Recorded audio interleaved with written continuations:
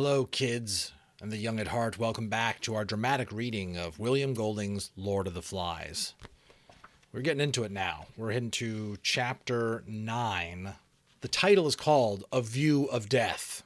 And it's been a few years since I read this one. I do not read ahead usually when I reread these books after many years for folks, so I don't know what's going to happen. That sounds scary. If you've heard me in previous videos, this whole book scares me, folks. I don't know about you, but it speaks to the inner, like, what would you really do? What are people, your peers, yourself, whatever? What are you really capable of if you're put in the right circumstances, you know? So chapter 9, A View of Death, let's find out what happens between Jack and his troop and Ralph and his dwindling group on the platform by the conch. Here we go. Over the island, the buildup of clouds continued. A steady current of heated air rose all day from the mountain and was thrust to 10,000 feet. Revolving masses of gas piled up the static until the air was ready to explode. By early evening, the sun had gone and a brassy glare had taken the place of clear daylight. Even the air that pushed in from the sea was hot and held no refreshment. Colors drained from water and trees and pink surfaces of rock, and the white and brown clouds brooded. Nothing prospered but the flies, who blackened their lord and made the split guts look like a heap of glistening coal. Oh, vivid metaphor there, page 145. Even when the vessel broke in Simon's nose and the blood gushed out, they left him alone, preferring the pig's high flavor. With the running of the blood, Simon's fit passed into the weariness of sleep. So I think it bears mentioning. It occurred in the previous chapter, but it's being referenced right here. I think that Simon had some sort of an epileptic. He had some sort of a seizure, for sure. So that's why he must have hurt himself. He fainted. He fell. He lay in the mat of creepers while the evening advanced and the cannon continued to play. At last he woke and saw dimly the dark earth close by his cheek. Still, he did not move, but lay there, his face sideways on the earth, his eyes looking dully before him. Then he turned over, drew his feet under him, and laid hold of the creepers to pull himself up. When the creepers shook, the flies exploded from the guts with a vicious note, and clamped back on again. Simon got to his feet. The light was unearthly. The Lord of the Flies hung on his stick like a black ball. Simon spoke aloud to the clearing. "What else is there to do?" Nothing replied. Simon turned away from the open space and crawled through the creepers till he was in the dusk of the forest.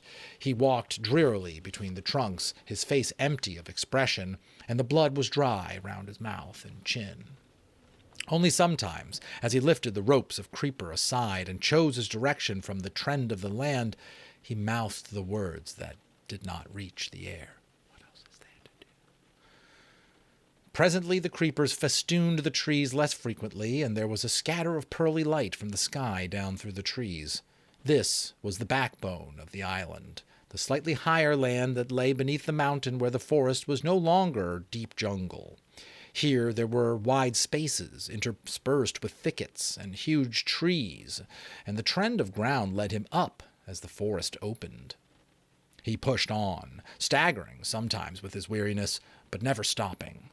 The usual brightness was gone from his eyes, and he walked with a sort of glum determination, like an old man. A buffet of wind made him stagger, and he saw that he was out in the open, on rock, under a brassy sky. I don't know if you folks noticed, but it just started raining as I was reading this. A little ominous, huh? He found his legs were weak and his tongue gave him pain all the time. When the wind reached the mountaintop, he could see something happen, a flicker of blue stuff against brown clouds. He pushed himself forward, and the wind came again, stronger now, cuffing the forest heads till they ducked and roared. Simon saw a humped thing suddenly sit up on the top and look down at him. He hid his face and toiled on. The flies had found the figure too. The lifelike movement would scare them off for a moment, so that they made a dark cloud round the head. Then, As the blue material of the parachute collapsed, the corpulent figure would bow forward, sighing, and the flies would settle once more. Simon felt his knees smack the rock. He crawled forward, and soon he understood. The triangle of lines showed him the mechanics of this parody. He examined the white nasal bones, the teeth, the colors of corruption. He saw how pitilessly the layers of rubber and canvas held together the poor body that should be rotting away. Then the wind blew again, and the figure lifted, bowed, and breathed foully at him. Simon knelt on all fours and was sick till his stomach was empty. I mean, if any of these children, would you ever expect them to have seen a corpse before, let alone a haunted one that had been the stuff of their nightmares and it's right in his face like this? Yeah, I'd be sick too, probably. Then he took the lines in his hands. He freed them from the rocks and the figure from the wind's indignity. At last he turned away and looked down at the beaches. The fire by the platform appeared to be out, or at least making no smoke. Further along the beach, beyond the little river, and near a great slab of rock, a thin trickle of smoke was climbing into the sky. Simon, forgetful of the flies, shaded his eyes with both hands and peered at the smoke. Even at that distance, it was possible to see that most of the boys, perhaps all of the boys, were there. So they had shifted camp then, away from the beast. As Simon thought this, he turned to the poor, broken thing that sat stinking by his side. The beast was harmless and horrible, and the news must reach the others as soon as possible. He started down the mountain, and his legs gave beneath him. Even with great care, the best he could do was a stagger. "Bathing," said Ralph. "That's the only thing they do." Piggy was inspecting the looming sky through his glasses. "I don't like them clouds. Remember how it rained just after we landed?" "Going to rain again." Ralph dived into the pool. A couple of little ones were playing at the edge, trying to extract comfort from a wetness warmer than blood. Piggy took off his glasses, stepped primly into the water, and then put them on again. Ralph came to the surface and squirted a jet of water at him. "Mind my specs," said Piggy. "If I get water on the glasses, I got to get out and clean 'em." Ralph squirted him again and missed. He laughed at Piggy, expecting him to retire meekly as usual and in pained silence. Instead, Piggy beat the water with his hands. "Stop it!" he shouted. "Do you hear?" Furiously, he drove the water into Ralph's face. All right, said Ralph. "Keep your hair on." Piggy stopped beating the water. "I've got a pain in my head. I wish the air was cooler." "I wish the rain would come." "I wish we could go home." Piggy lay back against the sloping sand side of the pool. His stomach protruded and the water dried on it. Ralph squinted up at the sky. One could guess at the movement of the sun by the progress of a light patch among the clouds. He knelt in the water and looked around. "Where's everybody?" Piggy sat up. "Perhaps they're lying in the shelter." "Where's Samnerick?" "And Bill?" Piggy pointed beyond the platform. "That's where they've gone. Jack's party." "Let them go," said Ralph uneasily. "I don't care." "Just for some meat." "And for hunting," said Ralph wisely, "and for pretending to be a tribe and putting on war paint." Piggy stirred the sand under water and did not look at Ralph. "Perhaps we ought to go too." Ralph looked at him quickly, and Piggy blushed. "I mean, to make sure nothing happens." Ralph squirted water again. He knows why Piggy wants to go. He smells the meat. He wants that food. Long before Ralph and Piggy came up with Jack's lot, they could hear the party. There was a stretch of grass in a place where the palms left a wide band of turf between the forest and the shore. Just one step down from the edge of the turf was the white, blown sand of above high water, warm, dry, trodden. Below that again was a rock that stretched away toward the lagoon. Beyond was a short stretch of sand, and then the edge of the water. A fire burned on the rock, and fat dripped from roasting pig meat into the invisible flames. All the boys on the island, except Piggy, Ralph, Simon, and the two tending the pig, were grouped on the turf. They were laughing, singing, lying, squatting, or standing on the grass, holding food in their hands. But to judge by the greasy faces, the meat-eating was almost done. Some held coconut shells in their hands and were drinking from them. Before the party had started, a great log had been dragged into the center of the lawn, and Jack, painted and garlanded, flowers, right, sat there like an idol. There were piles of meat on green leaves near him, and fruit, and coconut shells full of drink.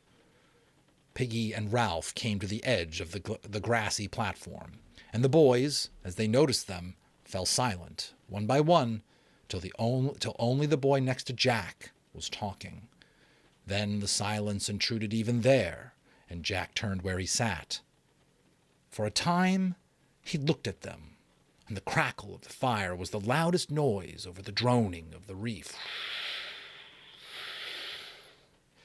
Ralph looked away, and Sam, thinking that Ralph had turned to him accusingly, put down his gnawed bone with a nervous giggle. Ralph took an uncertain step, pointed to the palm tree, and whispered something inaudible to Piggy, and they both giggled like Sam. Lifting his high feet out of the sand, Ralph started to stroll past. Piggy tried to whistle. At this moment, the boys who were cooking at the fire suddenly hauled off a great chunk of meat and ran with it toward the grass. They bumped Piggy, who was burnt, and yelled and danced. Immediately, Ralph and the crowd of boys were united and relieved by a storm of laughter. Piggy once more was the center of social derision, so that everyone felt cheerful and normal. Jack stood up and waved his spear. "Take them some meat." The boys with the spit gave Ralph and Piggy each a succulent chunk. They took the gift, dribbling. So they stood and ate beneath a sky of thunderous brass that rang with the storm coming. Jack waved his spear again. "Has everybody eaten as much as they want?" There was still food left, sizzling on the wooden spits, heaped on the green platters. Betrayed by his stomach, Piggy threw a picked bone down on the beach and stooped for more. Jack spoke again, impatiently. "Has everyone eaten as much as they want?" His tone conveyed a warning, given out of pride of ownership, and the boys ate faster while there was still time. Seeing there was no immediate likelihood of a pause, Jack rose from the log that was his throne and sauntered to the edge of the grass. He looked down from behind his paint at Ralph and Piggy. They moved a little further off the sand, and Ralph watched the fire as he ate. He noticed, without understanding, how the flames were visible now against the dull light. Evening was come, not with calm beauty, but with the threat of violence. Jack spoke. "Give me a drink." Henry brought him a shell, and he drank, watching Piggy and Ralph over the jagged rim. Power lay in the brown swell of his forearms. Authority sat on his shoulder and chattered in his ear like an ape. Amazing writing here by William Golding. That's on page 150 of my copy. "All sit down." The boys ranged themselves and rose on the grass before him, but Ralph and Piggy stayed a foot lower, standing on the soft sand. Jack ignored them for the moment, turned his mask down to the seated boys, and pointed at them with a spear. "Who's going to join my tribe?" Ralph made a sudden movement that became a stumble. Some of the boys turned toward him. "I gave you food," said Jack, "and my hunters will protect you from the beast. Who will join my tribe?" Bread and circus, right? You gave them food, gave them protection, entertainment, those basic things. Who will sort of betray the democracy, betray the original community for Jack's way? "I'm chief," said Ralph, "because you chose me, and we're going to keep the fire going, and we were going to keep the fire going. Now you run after food." "You ran yourself," shouted Jack. "Look at that bone in your hands." Ralph went crimson. I said you were hunters. That was your job. Ralph ignored him again. Who will join my tribe and have fun? I'm chief, said Ralph tremulously. What about the fire? And I've got the conch. You haven't got it with you, said Jack, sneering. You left it behind. See? Clever? And the conch doesn't count at this end of the island. All at once the thunder struck. Instead of a dull boom, there was a point of impact in the explosion. The conch counts here too, said Ralph, and all over the island. What are you going to do about it then? Ralph examined the ranks of boys. There was no help in them, and he looked away, confused and sweating. Piggy whispered, The fire. Rescue. Who will join my tribe? I will. Me. I will. I'll blow the conch, said Ralph breathlessly, and call an assembly. We shan't hear it. Piggy touched Ralph's wrist. Come away. There's going to be trouble, and we've had our meat. There was a blink of bright light beyond the forest, and the thunder exploded again, so that a little one started to whine. Big drops of rain fell among them, making individual sounds as they struck. Going to be a storm, said Ralph. And you'll have rain like when we dropped here. Who's clever now? Where are your shelters? What are you going to do about that? The hunters were looking uneasily at the sky, flinching from the stroke of the drops. A wave of restlessness set the boys swaying and moving aimlessly. The flickering light became brighter, and the blows of thunder were only just bearable. The little ones began to run about, screaming. Jack leapt on the sand. Do our dance! Come on, dance! He ran stumbling through the thick sand to the open space of rock beyond the fire. Between the flashes of lightning the air was dark and terrible, and the boys followed him clamorously. Roger became the pig, grunting and charging at Jack, who sidestepped. The hunters took their spears, the cooks took spits, the rest clubs of firewood. A circling movement developed and a chant. While Roger mimed the terror of the pig, the little ones ran and jumped on the outside of the circle. Piggy and Ralph, under the threat of the sky, found themselves eager to take a place in this demented but partly secure society. They were glad to touch the brown backs of the fence that hemmed in the terror and made it governable. Kill the beast, cut his throat, spill his blood. The movement became regular, while the chant lost its first superficial excitement and began to beat like a steady pulse. Roger ceased to be a pig and became a hunter, so that the center of the ring yawned emptily. Emptily. Some of the little ones started a ring of their own, and the complementary circles went round and round as though repetition would achieve safety of itself. There was the throb and stamp of a single organism. The dark sky was scattered by a blue-white scar, and in an instant later the noise was on them like the blow of a gigantic whip. The chant rose a tone in agony. Kill the beast, cut his throat, spill his blood. Now out of the terror rose another desire, thick, urgent, blind. Kill the beast, cut his throat, spill his blood. Again the blue-white scar jagged above them, and the sulphurous explosion beat down.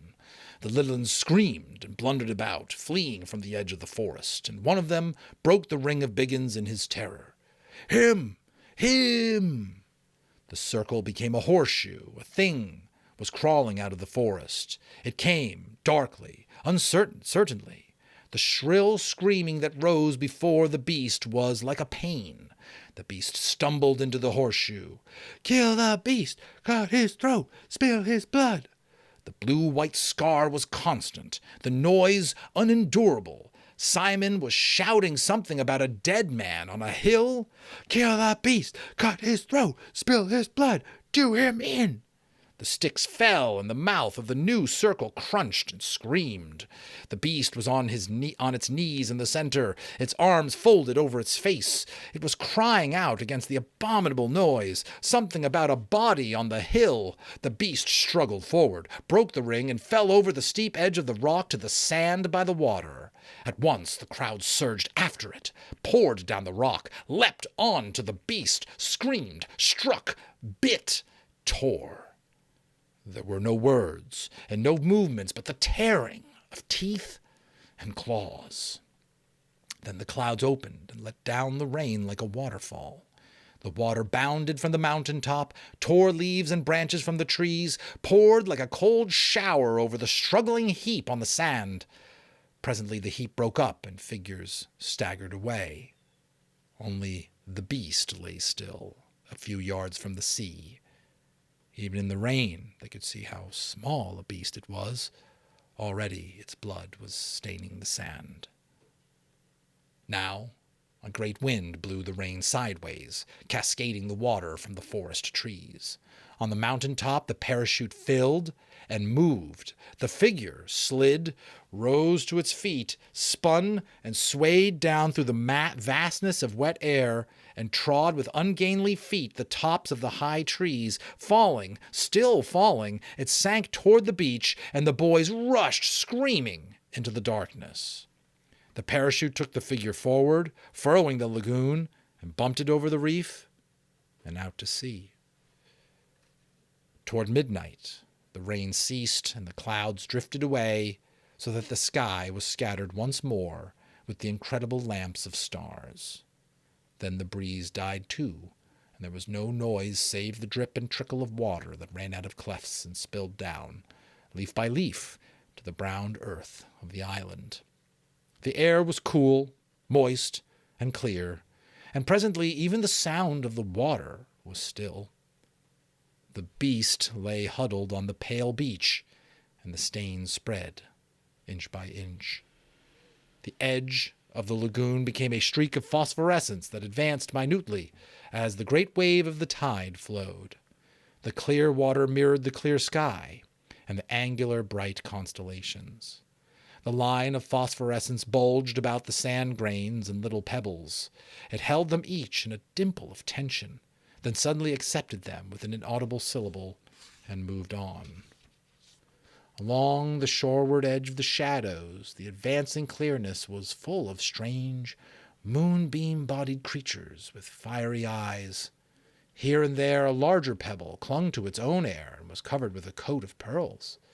The tide swelled in over the rain-pitted sand and smothered everything with a layer of silver. Now it touched the first of the stains that seeped from the broken body, and the creatures made a moving patch of light as they gathered at the edge. The water rose farther and dressed Simon's coarse hair with brightness. The line of his cheek silvered, and the turn of his shoulder became sculpted marble. The strange attendant creatures, with their fiery eyes and trailing vapors, busied themselves round his head. The body lifted a fraction of an inch from the sand, and a bubble of air escaped from the mouth with a wet plop. Then it turned gently in the water. Somewhere, over the darkened curve of the world, the sun and the moon were pulling, and the film of water on the earth planet was held, bulging slightly on one side while the solid core turned.